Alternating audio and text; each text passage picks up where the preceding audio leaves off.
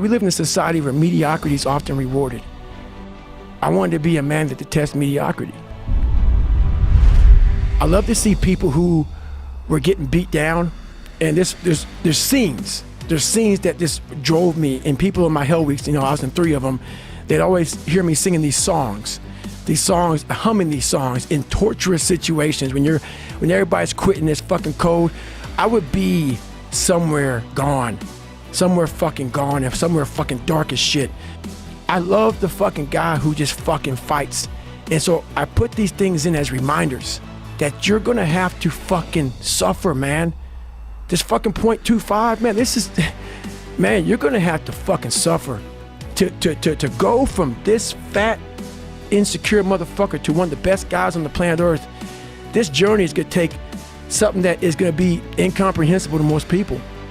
And these different visualizations, how I visualize in my self-talk, it became so nasty and dirty that I almost liked the fact that I went 0.25. So it became from being defeated to like, man, all right, motherfucker, maybe tomorrow we can go 0.75. It just became this different mindset. I turned negatives into positives. So I would take it like, who would even think about doing this? So I would sit on my couch saying, who at 297, who can't fucking swim that great, who's scared of the fucking water, would have the fucking balls? Who had the balls to fucking man up, quit a job, and go and just put everything on himself? There's another kind of instinct that you need to be on the lookout for, and this one is a liar. This one is a saboteur. Well, this one is a backbiter. And like the devil himself, he's a shapeshifter. He's gonna disguise himself and make you think he's got your best interest in mind. But he doesn't. This is the instinct that says, you've had enough. This is the instinct that says, you've given it your best shot. You can stand down. You can back off. This is the instinct that says, you can rest now.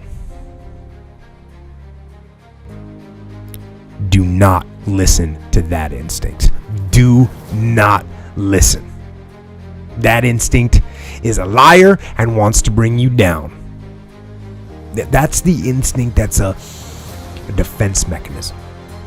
It wants to give you an out, a place to run to, a little place of sympathy, an amnesty, a little place of amnesty where everything is forgiven, where all these failures can gather together in comfort and drown their sorrows in lies and in deception.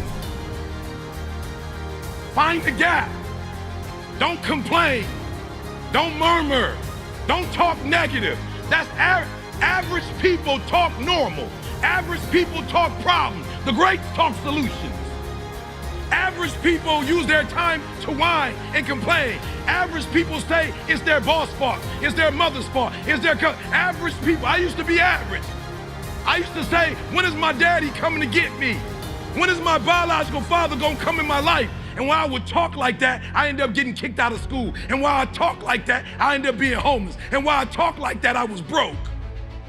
And then one day I woke up and said, Eric, nobody's coming to save you. Nobody's coming to get you. But you can go to the library and get yourself. So it's how I started talking to myself and put myself in a whole different category, and that would fuel me the next day. And I just kept using that as fuel. No one would do this shit. No one would do this shit. You're the baddest motherfucker around. You're the baddest motherfucker ever lived. And I just kept fueling me with the right kind of message that I needed to hear that I was never telling myself. And through time, it became reality to myself. And they'll tell you, you did the best you could. No, they'll say the deck was stacked against you. And they'll say it's not your fault. And they'll tell you it's okay to stop. It's okay to settle. It's okay to give up. Do not take the easy way out. Do not give up based on instinct. If you are forced to stand down, to retreat, so that you can rebuild and reattack, so be it. But make that decision based on logic, not on the instinct of surrender and defeat. So we all have these voices in our head. We like to not listen to them. The one that comforts us and keeps us nice and warm and cuddly and gives us cookies and milk at nighttime and shit. We like that voice. Voice, the one we want to always hear, which is why people don't like to listen to me a lot. Some people do, some people don't. The only thing that changes you is being real. So basically, you know, I had to have the courage to go back in it because nothing was getting done. I kept on going to that nice cuddly voice in my head saying, you know what? You don't need to do this. That's too much work, man. You've earned this. You deserve this. And that mentality got me to 297 pounds, fat, out of shape. To me, a loser. To me, making $1,000 a month and making a ton of mistakes. Because mistakes happen on the easy side of life. You take the easy road, the easy path, there's a lot of mistakes over there. The hard journey, you don't make too many mistakes over here because it's too hard. You don't want to repeat it, so it's challenging. And you need to train that instinct. Your instinct. Train it to say, get up, go, fight on.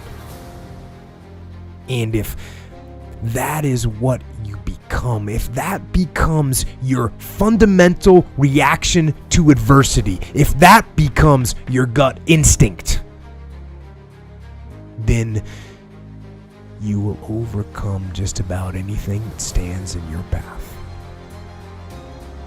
It's necessary. So every morning I wake up, it's not just about working out, but for me, working out has been a very big part of my mental growth. So for me, if I am not challenging myself every day, and I swear to God, people will not believe it, I was over almost 300 pounds twice in my life. So people can put anything they want to in their head. I did realize one thing. The things I don't enjoy that I still do, that's where growth is at. And that's, for me, the only place growth is at, is in that very uncomfortable, in that uncomfortable zone. So I have to visit it every single day. You have to be able to get yourself down to a level of check it out, man. There's hope for you. That's all I'm trying to give you. Just a little bit.